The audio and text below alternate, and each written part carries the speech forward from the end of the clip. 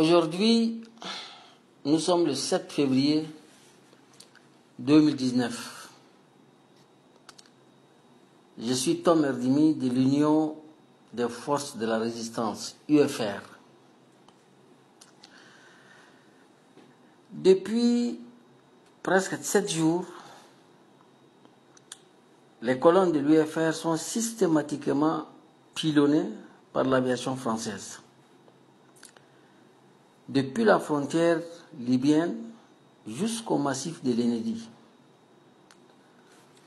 quotidiennement pilonnés. Oui, il y a eu des dégâts matériels et humains. Des véhicules ont été détruits et des combattants ont été tués.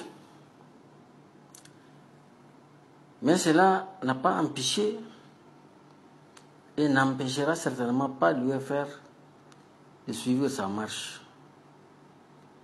Même si cette marche est momentanément bloquée.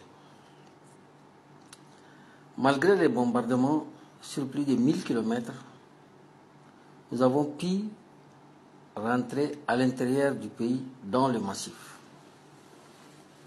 de l'Enedi. Vous savez, la France peut retarder, oui, je dis bien peut retarder, mais ne pourra pas sauver le régime de Déby. Non. Sur ces points, la France se trompe largement. Après 30 ans de gabegie, de malgouvernance, le régime de Déby est arrivé presque à sa limite. Quelle que soit l'intervention française, le régime de Déby tombera, Inch'Allah. C'est un régime qui est à bout de souffle. Et cette tentative désespérée de la France, le régime va s'écrouler. Ce qu'on retiendra de cette intervention de la France, c'est que la France, en violation flagrante de ses propres textes, lesquels textes n'ont jamais dit que la France doit protéger un pouvoir contre son propre peuple, mais contre une agression extérieure. Malgré cela, la France a tué des Tchadiens. Oui, la France a tué des Tchadiens. Et on se demande quel pays est en train d'agresser aujourd'hui le Tchad. Aucun. Donc, c'est une violation de ce qui existait comme accord. Plus grave, le porte-parole de l'armée française a déclaré que cette intervention ne rentre ni dans le cadre de Barkhane, ni dans le cadre de la coopération France-Tchad. Mais alors, ça rentre dans quel cadre alors? C'est juste une demande de Déby.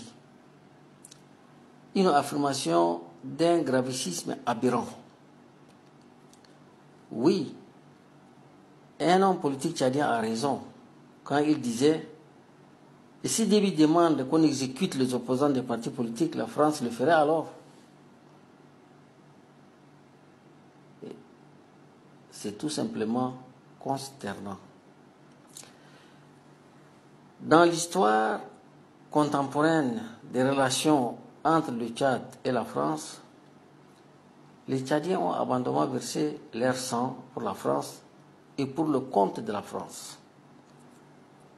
Mais aujourd'hui, c'est la France qui tue des Tchadiens, verse leur sang au Tchad, chez eux.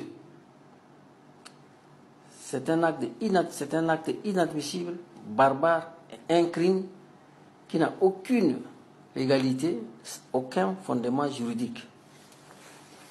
Ça se passe uniquement entre Déby en personne et la France. Aucune institution, aucune administration tchadienne n'ont été ni concerté, ni associé.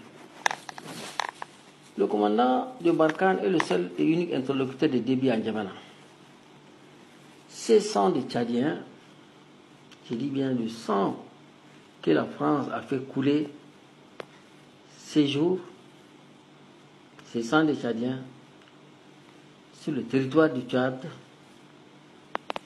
restera comme une tache indélébile dans les relations entre la France et le Tchad.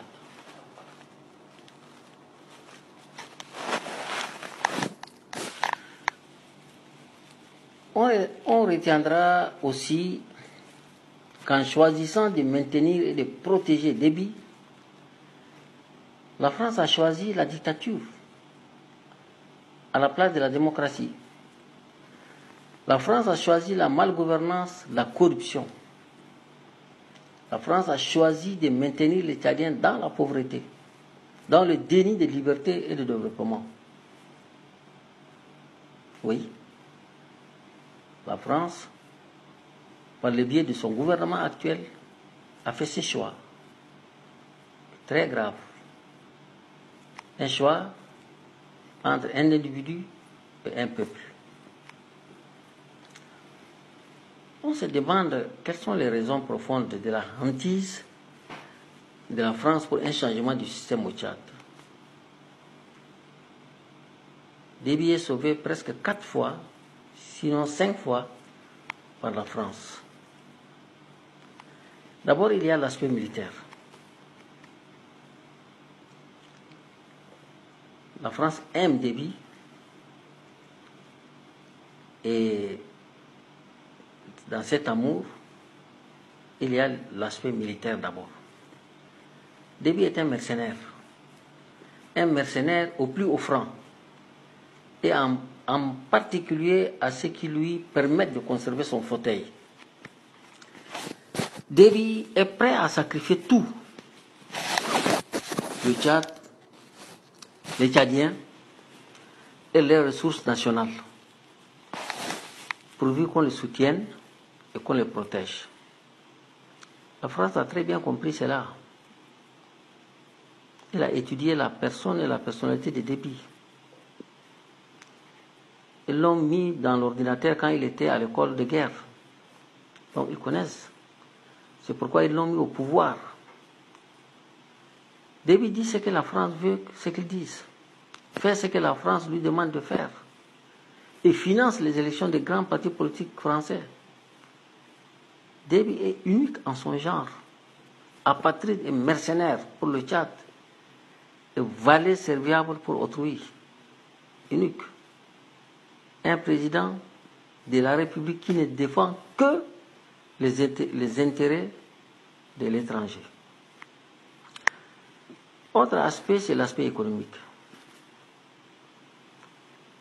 La part des revenus du pétrole, la part tchadienne, je veux dire, ont été dilapidés par et avec la complicité des entreprises, des banques, des individus français.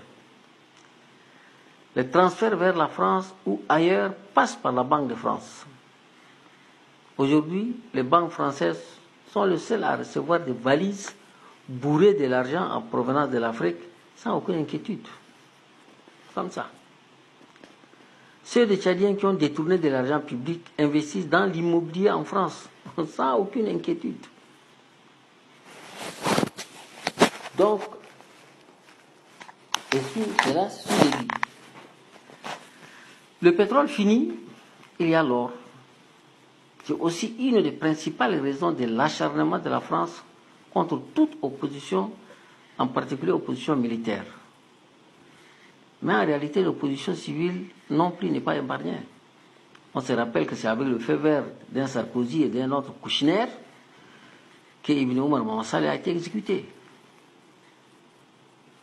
Les Français ont donc les yeux rivés sur l'or du Tibesti, du Bata, du Guéra, du Fala, du Baïbakoum.